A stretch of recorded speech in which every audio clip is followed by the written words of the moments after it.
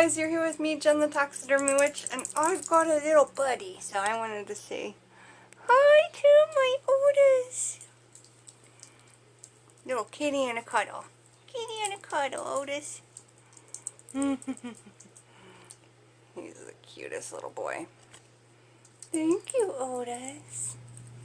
Thank you for all your cuddles and doodles and doodles and boodles. Yes? You love me? Please don't bite, please don't bite, please don't bite. He likes to lick the middle of my arm. He's such a beautiful kitty. So you're here with me, Jenn the Taxidermy Witch, and we're reading in our Hoodoo book, and we're hanging out in bed and reading Hoodoo in bed. We're reading Mr. Otis. We're reading Hoodoo by Monique, Siedlak. And I'm going to try and do this video with my baby in my lap. So, chapter 7, we're talking about petition papers. In the video before this, we talked about saints and spirits that you can work with in Hoodoo. So let's see here. Let's get this video going. Petition papers. Hoodoo practitioners traditionally did not buy paper since many were servants and slaves. Okay, so they didn't go shopping. They literally used whatever was left behind and trash. And that's why in my videos I try to do so much with like using what's in my dehydrator. If you watch some of those videos of mine, I'm using every single part of the fruit, even the leftover scrap type things for herbalism, because, you know, we made like the coconut, we ate the inside, we drank the water, we used the shell for sea witch bath candles, and then we're using the outside scraps for workings. You know what I'm saying? Every single part of it is used and not go to waste at all. So that's something to think about when you're trying to collect things for Hoodoo, where they come from, and collecting them in the traditional fashion that they were collected in, which is just gathering where you can. Okay, so brown paper was generally used back then to wrap goods purchased from a dry goods store.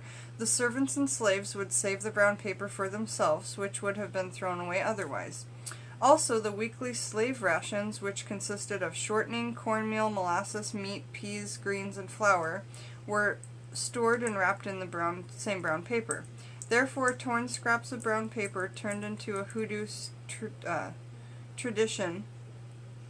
Therefore, torn scraps of brown paper turned into a Hoodoo tradition, used for most petitions, and if they could get a hold of it, a piece of sugar bag paper used to collect a little extra strength for sweetening spells.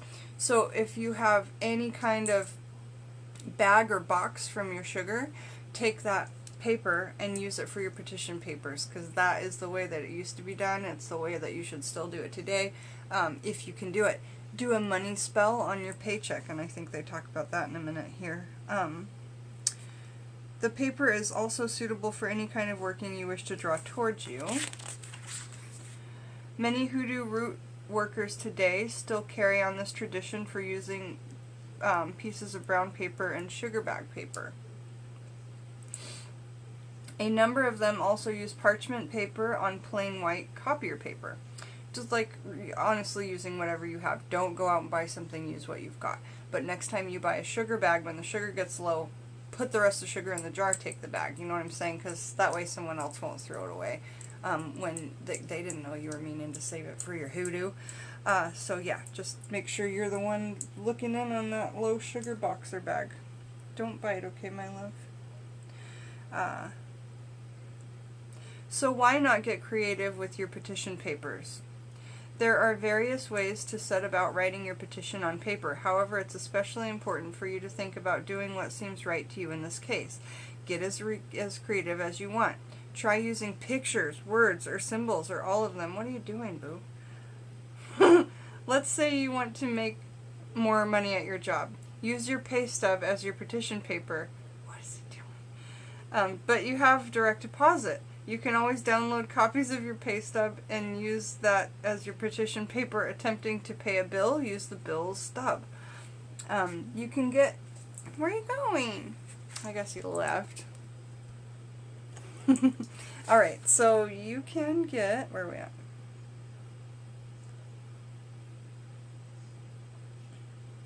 You can get expressive with the colors of your ink as you use them on the paper. Color is an excellent element. I have loads of videos talking about what colors to use in each intention in witchcraft, okay? Easiest petition of all involves writing an odd number of times, usually 3, 7, or 9, or 13, the individual's name on a square piece of paper. For the most part, the most common numbers are 3, 7, and 9. Otis, don't scratch by the camera, bud. You make me jiggle. The amount of times that you would write a name on a petition should be centered on your intent and house numbers that are in harmony with your intent. 3 is believed to be an all-purpose number of how many times to write a name, and it is the number of manifestation, okay? The number 4, manifestation. Connected with luck and attraction is the number 7, also 11. But that's not what the book says, but I know. If you are attempting to bring about any type of long-term change, write the number 7 times. You can also write a name on a piece of paper to send to reverse. You can write their name in reverse on a piece of paper to send that individual away. To enforce your will on others, 9 is a very powerful number to use. 9 can also be used to control and cross them. At a final point, the number 13 is submerged in superstition, frequently seen as an unlucky number. It is used when you wish to turn around an enemy's work, cross or uncross another person or yourself. So make sure to join me when we come back for our next video. Each chapter takes about 7 minutes to talk, say something funny, and then read. Honestly, this book is small and has so much information. So I highly suggest that you get it, but I will be reading it all to you tonight. Come back with me, Jen the Taxidermy Witch, and possibly Otis if he's sitting with us, while we talk about sweetening jars. Otis, say goodbye to everybody, my beautiful love. Say bye, buddy. Say bye. Isn't he beautiful? Look, Otis, it's you. Okay. Jen the Taxidermy Witch and Otis B. Driftwood. Bye, y'all.